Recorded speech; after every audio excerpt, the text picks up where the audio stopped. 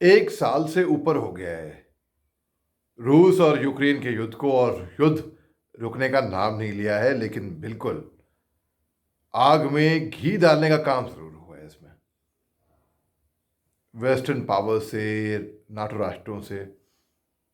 अब हाल ही में देखिए साहब, प्रेसिडेंट पुतिन को आसमान में उड़न तशरी जिसको कहते हैं ना, यूएफओ, अनआइडेंटिफाइड फ्लाइंग ऑब्जेक्ट, उड़न तशरी की अगर हम बात करें तो हमारे जहन में क्या आता है? हमारे जहन में एक स्पेसशिप आती है जो कि एक सॉसर की शेप में होगी। हो सकता है वो नीली सी हो, अनुमान तौर पे तो ये आता है ना दिमाग में, जहन में।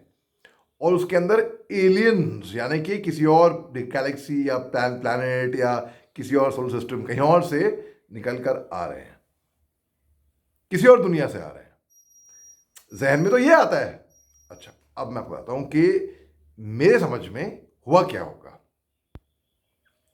देखिए, जब जंग होती है तो एलिमेंट ऑफ सरप्राइज, अचंबा, ताजुब करना, झटके से, कि जब दुश्मन को एहसास भी ना हो कि हम ये प्रोग्राम बना रहे हैं, हम ये करने वाले हैं, ठीक है। तो अभी हाल ही में जो उड़न तशरी या अनआइडेंटिफाइड फ्लाइंग ऑब्जेक्ट रूस के ऊपर से, उनके एयर स्पेस से दिखा, जिसको कोई रेडार पकड़ नहीं पाया, कोई आइडेंटिफाई नहीं कर पाया है क्या है वो मेरा ऐसा मानना है कि इन तीन चीज़ों में से शायद एक चीज़ हो सकती है। पहली बात, वो कोई ड्रोन होगा, यूएवी, अनमैन्ड एरियल एयरक्राफ्ट, जिसको रेडार पकड़ नहीं पाया। दूसरा, कोई स्टेल्थ बॉम्बर होगा। स्टेल्थ यानी कि जैसे कि आर्मी में या ग्राउंड में होता है कैमोफ्लाज एंड कंसीलमेंट, आप छुप के जो नजर ना आए बिल्कुल भी, उसकी जो विजिबिलिटी है वो स्टेल्थ। गिरगिट होता है, गिरगिट, गिरगिट रंग बदलता है, वो ढल जाता है क्योंकि वो फिर नजर नहीं आता। स्टेल्थ, आसमान में उसको कहेंगे स्टेल्थ, स्टेल्थ, ठीक है। स्टेल्थ बॉम्बर होगा कि कोई इसको पकड़ नहीं पा रहा, कि भाई नजर पकड़ नहीं पा रहा मतलब नजर नहीं आ रहा है। या तो कोई एक ऐसा गुब्बारा होगा, जैसे कि आप देखिए चीन ने भेजा था अमेरिका के ऊपर। हालांकि चीन का ऐसा कहना है कि वो गलती से गुब्बारा चला गया, वेदर बलून था वो, कुछ ऐसा खतरा था नहीं, सिविलियन बलून था। लेकिन अमेरिका ने कहा, उन्होंने अपने F-22 से, लड़ाकू विमान से इसको गिरा दिया था। और फिर दोबारा एक और बलून दिखा, गुब्बारा दिखा कनाडा और अमेरिका के बॉर्डर पे। अमेरिका ने कनाडा के साथ, जस्टिन ट्रूडो गवर्नमेंट के साथ मिला के ये ऑपरेशन लड़ा और उसको गिराया। वो कनाडा के अटलांटिक ओशन, जो कि फ्रीज हो गए थे, जहाँ पे बर्फ थी, वहाँ पे उसके टुकड़े गिरे थे। उसके बाद इस पर जांच पड़ताल हो रही है इस पर, और काफ़ी रिसर्च हो रही है कि भाई वो क्या था। चीन ने तो मना कर दिया साफ। उसके बाद चीन ने भी बोला, अरे हमको भी गुब्बारे नजर आ रहे हैं। शायद अमेरिका एक काम कर रही होगी जिसको मैं यकीन नहीं रखता। मुझे लगता है कि भाई ये चीन चालबाज तो है ही है, उन पे भरोसा नहीं किया जा सकता। अब ताइवान ने कहा फिर, भाई तो क्या, चीन तो अक्सर हमारे ऊपर गुब्बारे भेजता है, बलून्स भेजता है, स्पाई बलून्स, और साथ में वो अपने विमान भी उड़ाता है उनको मॉनिटर करने के लिए। ऐसा क्लेम आया था ताइवान से। तो ये गुब्बारों का सिलसिला थोड़ा शुरू हो गया है भाई। अब बात ऐसी है कि रूस में जो एयरपोर्ट है वहां पे जब ये दिखा अनआइडेंटिफाइड फ्लाइंग ऑब्जेक्ट, जो कोई इसकी पहचान नहीं कर पा रहा था, तो जो रूस का एयरपोर्ट है वो 200 मीटर की रेडियस में कई घंटों बंद रहा।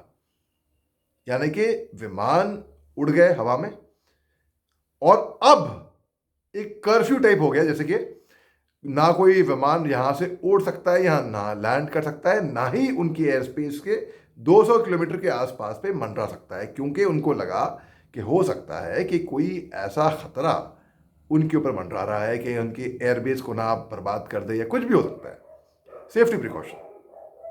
तो Su-57 जहाज हुए रूस के पास। अब रूस ने के पास कोई चारा बचा नहीं है, बजाय कि अपने Su-57 बॉम्बर को वो निकाले। इसकी तुलना F-35 जो कि अमेरिकन स्टेल्थ बॉम्बर है, मैं आपको समझाया अभी स्टेल्थ क्या होता है, स्टेल्थ बॉम्बर, उससे की जाती है। बहुत ही घातक, इसमें ऐसे मिसाइल्स लोड करके जाते हैं और ये छोड़े जाते हैं। अच्छा, अब बात ऐसी है कि देखते हैं कि ऐसा कहा जा रहा है कि भाई अमेरिका तो खैर घी डालने का काम कर रही है, ऐसा लोग कहते हैं। हम्म? हो सकता है सच भी हो काफ़ी हद तक। अब बात ऐसी है कि कई लोग कह रहे हैं कि रूस और यूक्रेन के युद्ध में क्या अब एलियंस की एंट्री हो गई है। पता नहीं, किसी को एलियंस पता नहीं होते भी हैं कि नहीं भी होते हैं, कोई सबूत तो है नहीं किसी के पास कुछ ऐसा।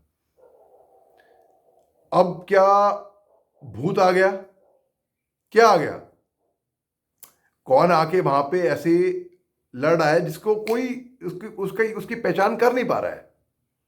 तो इसलिए ही रूस ने फिर एक कारपेट जोन एक्सरसाइज होती है, किसकी रेड कारपेट, जैसे कि आप कोई ऊपर से कर्फ्यू टाइप में आपको समझाया जैसे, वो रूस ने लगा रखा है, लगाया था बीच में, अभी नहीं, लगाया था बीच में अभी हाल ही में। तो अब देखते हैं ये रूस और यूक्रेन का युद्ध क्या मोड़ लेगा। और अगर सच पूछें तो मुझे लग नहीं रहा कि, बड़े दुख से कहना पड़ रहा है कि ये युद्ध अभी हाल ही में इसका हल निकलने वाला है या ख़त्म होने वाला है ना। ये बहुत लंबा युद्ध है, इसका सल्यूशन बहुत कॉम्प्लिकेटिंग है, बहुत ही पेचीदा मामला है ये। शुक्रिया।